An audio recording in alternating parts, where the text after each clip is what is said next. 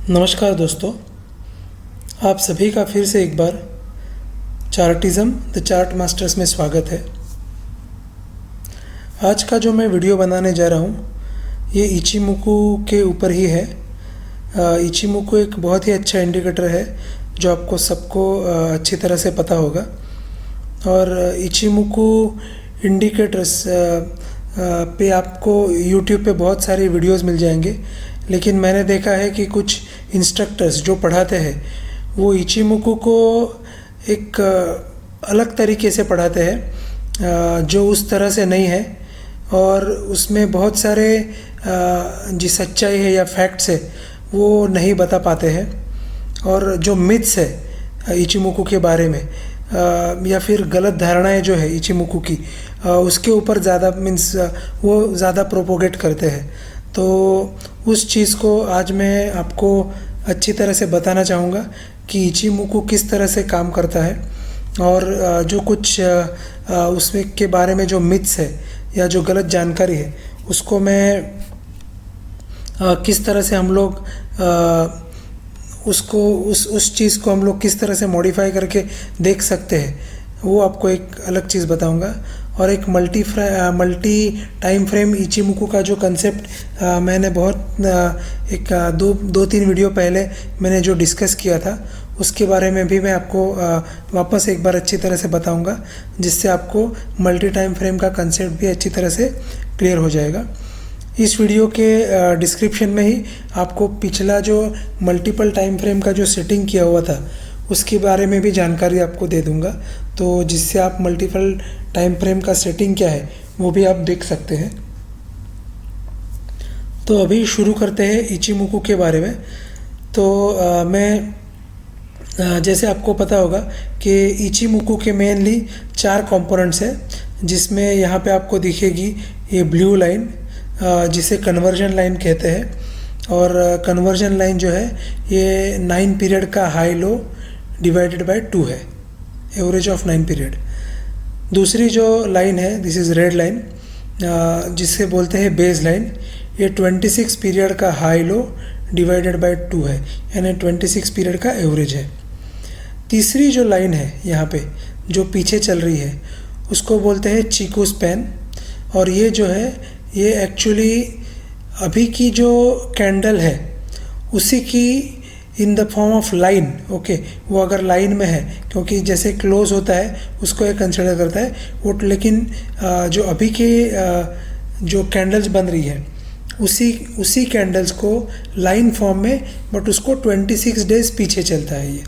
Okay, तो ये जो पीछे चलता है ये ऑलमोस्ट ग्रीन लाइन है, इसको हम लोग बोलेंगे चीकू स्पैन। और बाकी के जो 2 कंपोनेंट है ये जो आपको ग्रीन कलर का और पिंक कलर का जो दिख रहा है इसको क्लाउड कहते हैं। तो जो ग्रीन लाइन है इस क्लाउड में उसको बोलते हैं स्पैन ए, और जो रेड लाइन है उसको बोलते हैं स्पैन बी। ओके, अभी मैं इचिमोकू की एक्चुअल डेफिनेशन जो है वो मैं विकीपीडिया से आपको पढ़ के बताता हूँ।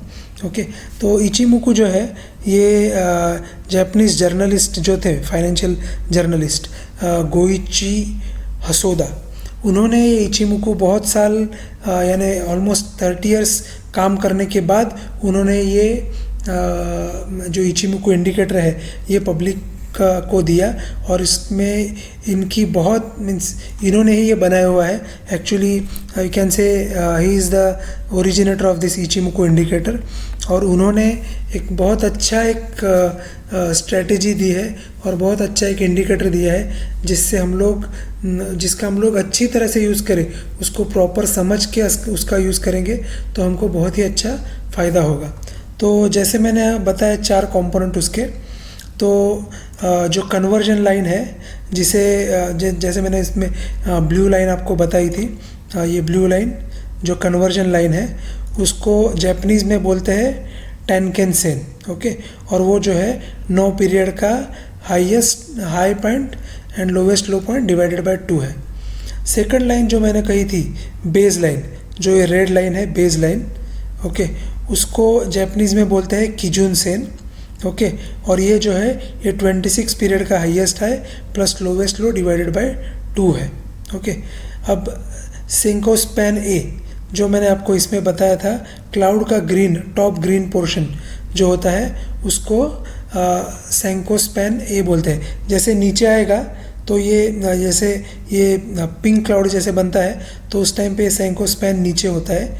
ओके, ये ग्रीन लाइन जिसको हम सेंको स्पैन ए बोलते हैं। बट अगर ग्रीन क्लाउड बनता है तो उस केस में जो सेंको स्पैन ए है ये ऊपर की तरफ जाता है। तो सेंको स्पैन ए क्या है, ये जो टैंकन सेन यानी conversion line plus base line उसका एवरेज है, उसका डिवाइडेड बाय 2 है। और वो जो प्लॉट होता है ये 26 पीरियड्स आगे प्लॉट होता है। ओके, तो ये जो है अभी अगर आप ये कैंडल देखेंगे, ये आज की जो कैंडल लास्ट कैंडल बनी है आज 14 जुलाई को ये कैंडल बनी है, तो इसके 26 पीरियड अहेड ये स्पैन ए और स्पैन बी बनता है। ओके, तो ये कैंडल आज बनी है। ओके, ये कैंडल जो है ये आज बनी है, लेकिन उसका रिप्रेजेंटेशन जो इस क्लाउड फॉर्म में होता है वो 26 पीरियड मीन्स यहाँ से अगर देखेंगे 1 2 3 4 ऐसे आप गिनते जाएंगे तो यहाँ पे एग्जैक्टली 26 पीरियड आएगा।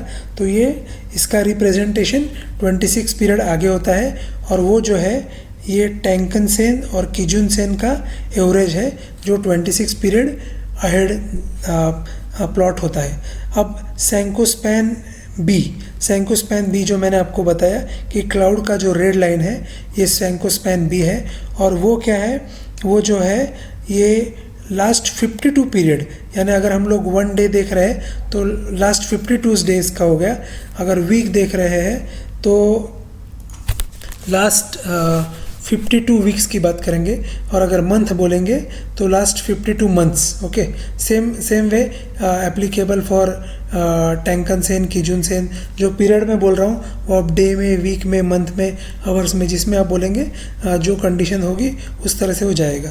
तो सेंको स्पैन बी जो है ये लास्ट 52 पीरियड का जो हाईएस्ट है और लोवेस्ट लो है डिवाइडेड बाय 2 होता है और वो भी 26 पीरियड आगे प्लॉट होता है।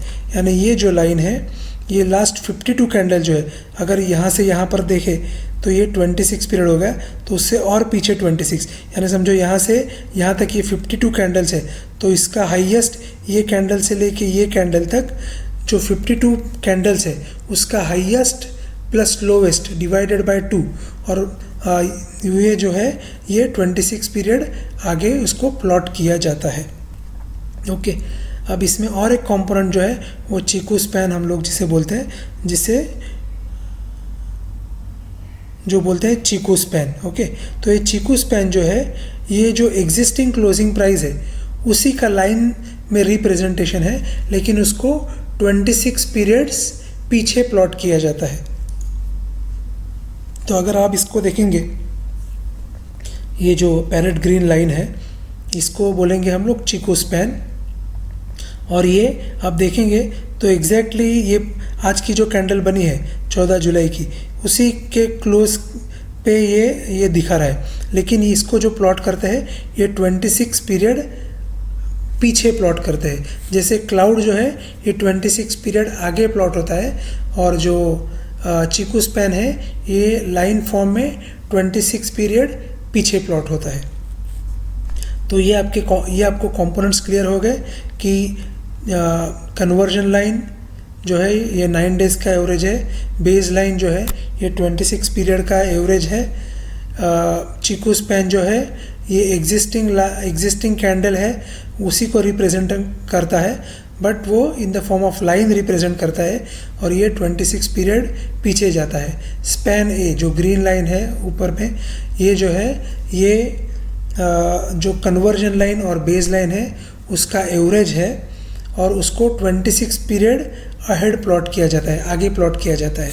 और स्पैन बी जो है ओके ये जो है ये 52 पीरियड का हाई लो डिवाइडेड बाय 2 है और उसको भी 26 पीरियड आगे में प्लॉट किया जाता है। तो ये हो गया उसका इचिमुकु का बेसिक स्ट्रक्चर। अब कुछ जो इंस्ट्रक्टर्स है जो यूट्यूब चैनल पे बोलते हैं या जो भी पढ़ाते हैं कि क्लाउड ग्रीन हो गया यानी फ्यूचर बुलिश है, तो ये चीज़ जो है ये गलत है। इसको जो भी आपको सिखा रहे हैं या समझा रहे हैं, क्योंकि मैं क्यों बोल रहा हूँ ये, क्योंकि क्लाउड जो बनता है ये जो है ये एग्जिस्टिंग कैंडल जो है उसका ही रिप्रेजेंटेशन है जो 26 पीरियड आगे चलता है। अगर समझो क्लाउड मीन्स कैंडल समझो नीचे आई तो क्लाउड रेड बनेगा, तो इससे हम लोग ऐसा तो नहीं बोल सकते हैं कि फ्यूचर आपका रेड हो जाएगा। फ्यूचर में फ्यूचर क्या होने वाला है ये किसी को पता नहीं है। ओके, ये मार्केट ऊपर जाएगा या नीचे जाएगा ये किसी को भी पता नहीं है। तो हम लोग कोई अगर ऐसे बोलता है कि क्लाउड ग्रीन बन रहा है मीन्स फ्यूचर में मीन्स आगे जो है वो आपका फ्यूचर जो है या फिर जो आपकी कैंडल्स बनेगी ये ऊपर ही बनेगी, ऐसा नहीं होता है। जो क्लाउड ग्रीन बना है उसका मतलब ये है कि अभी जो कंडीशंस है, अभी जो कैंडल्स बनी है, अभी जो एग्जिस्टिंग कैंडल्स जो बनी हुई है उसके हिसाब से क्लाउड ग्रीन है जो 26 पीरियड आगे प्लॉट किया हुआ है। इस क्लाउड का फ़ायदा क्या होता है कि अगर समझो आपकी कैंडल जो है अगर क्लाउड के ऊपर है तो ये क्लाउड फ्यूचर में, जैसे अभी समझो निफ्टी 50 की मैं बात करता हूँ तो निफ्टी 50 का आज का जो क्लोजिंग है 564 है। अगर समझो मार्केट यहाँ से ऊपर गया तो कोई बात नहीं, लेकिन अगर समझो मार्केट नीचे आया धीरे धीरे तो यहाँ पे ये जो क्लाउड आगे जो बना हुआ क्लाउड है ये इसके सपोर्ट का काम करेगा और बहुत ज़्यादा चांसेस है कि यहाँ पे कहीं पे सपोर्ट लेके फिर मार्केट वापस ऊपर जाएगा। तो क्लाउड ग्रीन बना है इसका मतलब ऐसा नहीं है कि फ्यूचर ग्रीन होगा, ओके, फ्यूचर बुलिश होगा, ये इसका मतलब बिल्कुल भी नहीं है। क्लाउड ग्रीन है तो इसका मतलब है कि आज की डेट में मार्केट पॉजिटिव है, फ्यूचर में क्या होगा किसी को पता नहीं है। लेकिन अगर मार्केट नीचे आता है तो ये जो क्लाउड बना हुआ है ये फ्यूचर में जो एग्जिस्टिंग कैंडल के हिसाब से जो फ्यूचर में क्लाउड बना हुआ है ये जो क्लाउड है ये सपोर्ट का काम कर सकता है। ये इसका मैं एक एग्जाम। और सिमिलर दूसरी कंडीशन ये भी होती है, अगर समझो मार्केट गिर के नीचे आया, ओके, तो अगर यहाँ पे ये देखो ये रेड क्लाउड बनना चालू हो गया क्योंकि मार्केट नीचे आ रहा है। अगर हम लोग इस तरह यहाँ पे देखेंगे तो यहाँ पे भी फिर ग्रीन ही होना चाहिए था क्योंकि मार्केट तो ऊपर है, मीन्स मार्केट यहाँ से, लेकिन यहाँ पे ग्रीन होने से यहाँ पे भी एक्चुअली पॉजिटिव ही जाना चाहिए था, लेकिन वैसा नहीं है। मार्केट नीचे आया तो उसके हिसाब से फ्यूचर आप देखेंगे जो, यानी मार्केट नीचे आया तो 26 पीरियड का जो क्लाउड बना है वो रेड बना है, ओके। तो अगर आप देखेंगे तो यहाँ से नीचे गया, नीचे जाके फिर वापस जहाँ पे ऊपर आया, यहाँ पे आप देखेंगे कि 16 फरवरी को ऊपर आया, लेकिन ऊपर आने के बाद जो क्लाउड बना हुआ था, जो पास्ट की कैंडल के बेसिस के ऊपर जो फ्यूचर क्लाउड जो बना हुआ था वहाँ पे उसने रेजिस्टेंस लेके वापस नीचे गया, ओके। तो इस क्लाउड का जो इंडिकेशन है वो सिर्फ ये है कि अगर यहाँ पे क्लाउड ग्रीन दिख रहा है इसका मतलब ऐसा नहीं है कि मार्केट हमेशा ऊपर ही जाएगा। इसका मतलब सिर्फ ये है कि अगर मार्केट नीचे आता है तो बहुत ज़्यादा प्रोबेबिलिटी है कि यहाँ पे क्लाउड के ऊपर कहीं पे सपोर्ट लेके फिर वापस ऊपर जा सकता है। तो क्लाउड का ये पर्पस है। जो इंस्ट्रक्टर्स ये बताते हैं कि क्लाउड ग्रीन है मीन्स फ्यूचर पॉजिटिव है या फ्यूचर ग्रीन है, तो वैसा बिल्कुल नहीं है, ओके। अभी और एक इम्पॉर्टेंट चीज़ इसमें डिस्कस करनी है मुझे, वो है चीकू स्पैन, ओके। चीकू स्पैन, अगर हम लोग कोई भी पोजीशन बना रहे हैं, जैसे बाई की तरफ लॉन्ग पोजीशन बना रहे हैं या हम लोग समझो शॉर्ट की पोजीशन बना रहे हैं, तो उसमें एक इम्पॉर्टेंट चीज़ जो देखनी है वो है कि आपका जो चीकू स्पैन है ये हमेशा जो कैंडल्स है उसके ऊपर होना चाहिए। ये इसका कंसेप्ट क्या है कि अगर समझो मैं यहाँ पे यहाँ पे एक चीज़ दिखाता हूँ आपको कि यहाँ पे जो है क्लाउड यहाँ पे जो चीकू स्पैन है ये कैंडल्स को काट के ऊपर चला गया, ओके। तो ये जो है यहाँ पे जो चीकू स्पैन निकला है वो यहाँ पे कहीं पे एक्चुअली कैंडल्स बनी है जिसका 26 डेज पीछे में इसका रिप्रेजेंटेशन लाइन फॉर्म में यहाँ पे हुआ है। जैसे मैंने आपको बताया कि चीकू स्पैन जो है ये 26 डेज पीछे प्लॉट होता है in the form of line. तो यहाँ पे जो कहीं पे कैंडल बनी है उसका रिप्रेजेंटेशन यहाँ पे ये चीकू स्पैन के फॉर्म में हुआ है, जिसने कैंडल को यहाँ पे काट के ऊपर में गया है। ओके, तो आप देखेंगे कि ये यानी यहाँ पे जो एक रेजिस्टेंस था बहुत टाइम से, तो उस रेजिस्टेंस को ये पार करके ऊपर गया हुआ है चीकू स्पैन। यानी किसी भी स्टॉक में या निफ्टी में या बैंक निफ्टी में अगर पोजीशन लॉन्ग की तरफ लेनी है तो ये बहुत इम्पॉर्टेंट है कि आपका जो चीकू स्पैन है ये कैंडल के ऊपर होना चाहिए, तो ही उसमें एक बहुत अच्छा बाय आएगा। क्योंकि जैसे ही ये रेजिस्टेंस ये ब्रेक करके ऊपर जाता है तो ये फिर सपोर्ट का काम करता है। जैसे अगर हम लोग यहाँ पे अगर पीछे में देखते हैं तो चीकू स्पैन ऊपर था, वहाँ से फिर नीचे आया क्योंकि कैंडल्स यहाँ पे नीचे आई, और यहाँ पे जो ये जो सपोर्ट था उसको ब्रेक करके नीचे में चला गया। अब यहाँ पे ब्रेक करके नीचे में चला गया मीन्स क्या हुआ कि ये जो यहाँ तक जो सपोर्ट था अब वो इसका रेजिस्टेंस हो गया। तो आप देखेंगे तो यहाँ से नीचे आया है, जो एक्चुअली कैंडल्स यहाँ से नीचे आई है, उसके बाद वापस कैंडल ऊपर गई है, वापस ये ऊपर गया। ओके, ये पीछे 26 पीरियड पीछे का रिप्रेजेंटेशन है। तो यहाँ पे ऊपर गई, लेकिन यहाँ की जो कैंडल है ये इसका रेजिस्टेंस का काम कर रही है, और फिर यहाँ से वापस कैंडल्स नीचे बनी। जैसे आप यहाँ पे देखेंगे कि यहाँ पे ये ऊपर गया, ओके, जिसका रिप्रेजेंटेशन चीकू स्पैन पीछे में कर रहा है। तो यहाँ पे ऊपर गया और फिर यहाँ पे रेजिस्टेंस लेके वापस नीचे आया, जो हम लोगों को यहाँ पे पता चल रहा है। ओके, तो ये चीकू स्पैन यानी लॉन्ग पोजीशन कोई भी हम लोग बना रहे हैं तो उसमें हम लोगों को देखना है कि चीकू स्पैन जो है ये कैंडल के ऊपर होना चाहिए, और अगर शॉर्ट कोई पोजीशन बना रहे तो उसमें देखना है कि आपका जो चीकू स्पैन है ये कैंडल के नीचे हो, तो एक बहुत ही अच्छी शॉर्ट पोजीशन आपको मिलती है। तो ये हो गया एक नॉर्मल इचिमुकू का डिस्क्रिप्शन। ओके, जिसमें मैंने आपको एक बहुत ही अच्छा एक इम्पॉर्टेंट चीज़ आज बताई है कि जो क्लाउड है ये अगर आपको ग्रीन दिख रहा है इसका मतलब ये नहीं है कि फ्यूचर में हमेशा ऊपर ही जाएगी, कैंडल्स ऊपर ही बनेगी। अगर कैंडल्स नीचे बनती है, नीचे आती है, तो क्लाउड पे सपोर्ट रख के यहाँ से वो वापस ऊपर जाने की प्रोबेबिलिटी बहुत ज़्यादा होती है। ये इसका एक्चुअल मीनिंग है। अभी मैं जो मल्टीपल टाइम फ्रेम का जो मैंने इचिमुकू बनाया हुआ है वो किस तरह से काम कर रहा है। ओके, अगर आप यहाँ पे देखेंगे तो ये जो टॉप ग्रीन ये है क्लाउड दिख रहा है, ये बेसिकली वन डे का इचिमुकू है। ओके, इसका सेटिंग आप देखेंगे तो ये आपको पता चलेगा, ये वन डे का इचिमुकू है। ओके, 9:26 52 26 ये वन डे का इचिमुकू है।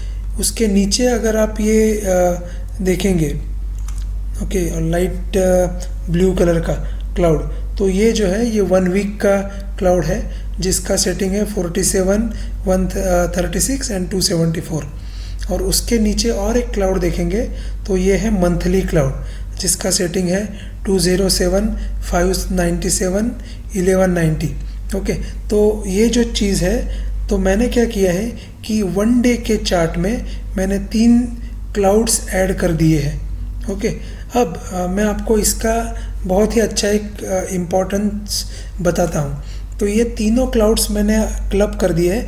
तो ये निफ्टी 50 के चार्ट में अगर आप देखेंगे तो कोविड टाइम में जो मार्च अप्रैल में मार्केट गिरा, तो आप इसको अगर वन डे के टाइम फ्रेम में आप देखते तो आपका वन डे का जो इचिमुकू यहाँ पे है, 1 वीक का इचिमुकू यहाँ पे है, और 1 मंथ का इचिमुकू यहाँ पे है।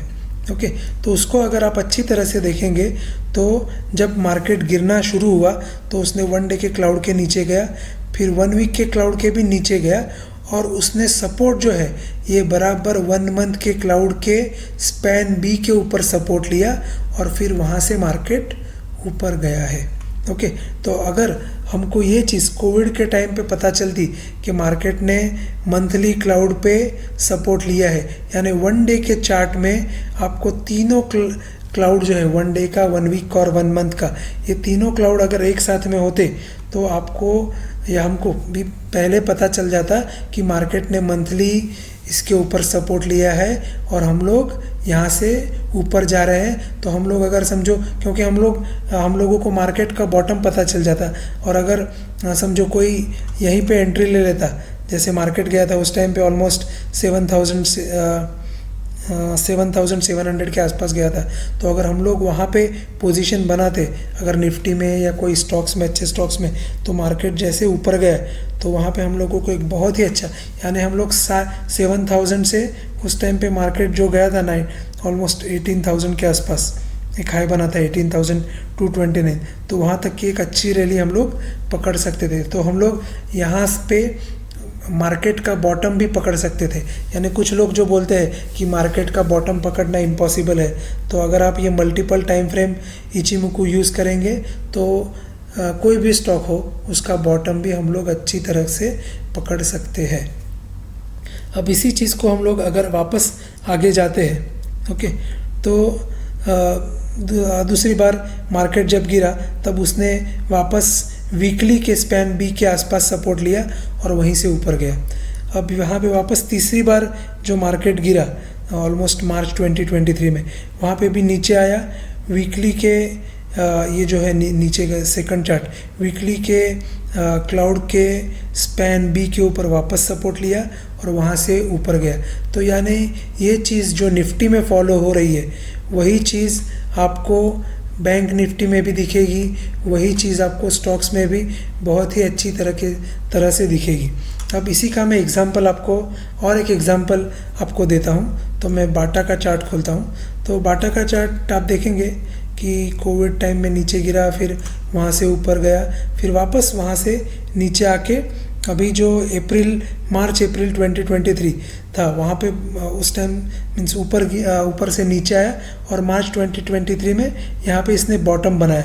अब ये बॉटम कहाँ बनाया, ये देखो, ये जो मंथली का चार्ट है, मंथली का जो इचिमुकु का क्लाउड है, यानी डेली चार्ट में मंथली का जो इचिमुकु का क्लाउड है उसके ऊपर एग्जैक्टली सपोर्ट लिया है और वहीं से बाटा का चार्ट वापस घुमा है। तो अगर आप मेरी जो सिस्टम है इसे फॉलो करोगे, डेली, वीकली और मंथली तीनों क्लाउड्स एक ही जगह पे अगर आप देखोगे तो आपको कोई भी स्टॉक में एक बहुत ही अच्छा इंडिकेशन मिलेगा।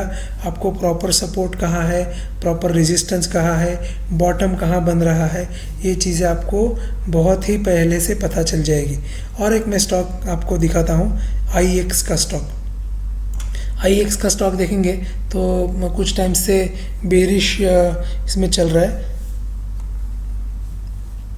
क्योंकि जनवरी 2022 से बेरिश फॉर्म में चल रहा है। नीचे गिरते गिरते आया और उसके बाद ये वापस आई थिंक फरवरी मार्च 2023 के आसपास वापस ऊपर जाने की उसने कोशिश की। लेकिन आप देखेंगे कि ये जो है ये वीकली क्लाउड है, ये डेली क्लाउड है और उसके नीचे ये मंथली क्लाउड है। ओके, तो आप अगर देखेंगे तो ये जो वीकली क्लाउड है इसके ऊपर वो जा ही नहीं पाया और आप देखेंगे कि थिंक 8/6 यानी 8/6/2023 और जून यानी जून महीने में 8 और 9 जून को IEX आई थिंक 10-12% गिरा पहले दिन, दूसरे दिन भी कुछ 15-20% गिरा। तो अब अगर आप देखेंगे तो मंथली के क्लाउड का, वीकली के क्लाउड का रेजिस्टेंस लेके ये वापस नीचे गया। तो ये जो सिस्टम है ये आपको बहुत ही अच्छे से एक स्ट्रैटेजी बिल्ड करने के लिए आपको बहुत ही अच्छा एक इंडिकेशन देती है कि मुझे कोई भी स्टॉक में लॉन्ग या शॉर्ट पोजीशन लेनी है तो मैं उसमें पोजीशन ले सकता हूँ या नहीं। अब मैं और एक चार्ट डिस्कस करूँगा आपके साथ, अदानी एंटरप्राइज। ओके, तो अदानी एंटरप्राइज जो आप देखेंगे, अदानी के बीच में कुछ हिंडनबर्ग की रिपोर्ट आई, वहाँ से स्टॉक गिरा, फिर वापस गिरने के बाद एकदम से ऊपर गया और ऊपर जाने के बाद आप देखेंगे तो वीकली क्लाउड का वापस रेजिस्टेंस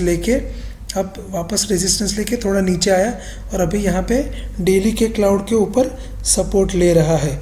ओके, तो अगर हमको कोई भी पोजीशन बनानी है तो हम लोग देखेंगे कि ये यहाँ से अगर बाहर निकलेगा, वीकली क्लाउड से अगर बाहर निकलेगा तो हमको एक बहुत ही अच्छी पोजीशन बन सकती है। तो इस तरह से आप डेली, वीकली और मंथली इचिमोकू जो क्लाउड्स है, ये मेरे सेटिंग्स के हिसाब से अगर आप वन डे में तीनों को प्लॉट करेंगे तो आपको इसका बहुत ही ज़्यादा फ़ायदा होगा। तो ये ओवरऑल मेरी स्ट्रैटेजी है इचिमोकू की, जो मैंने इसके ऊपर स्टडी करके बनाई हुई है मल्टी टाइम फ्रेम के ऊपर। तो आपको इससे बहुत ही अच्छा फ़ायदा होगा। और ये फ़ायदा जो है ये आपके दोस्तों के साथ भी, आपके रिलेटिव्स भी है जो स्टॉक मार्केट में इंटरेस्टेड है, उनके साथ भी आप शेयर कीजिए। आप इस चैनल के बेल आइकॉन को ज़रूर दबाइए, इस चैनल को सब्सक्राइब कीजिए। तो ऐसे कुछ जो अच्छे वीडियो मैं बनाऊंगा या हमारे ग्रुप मेंबर्स अगर बनाएंगे तो वो आपके साथ शेयर होंगे और आपको उसका नोटिफिकेशन पहले से मिल जाएगा। तो इस चैनल को देखने के लिए आपका धन्यवाद। इस चैनल को आप ज़रूर सब्सक्राइब कीजिए और आपके दोस्तों के साथ, रिलेटिव्स के साथ शेयर कीजिए। धन्यवाद।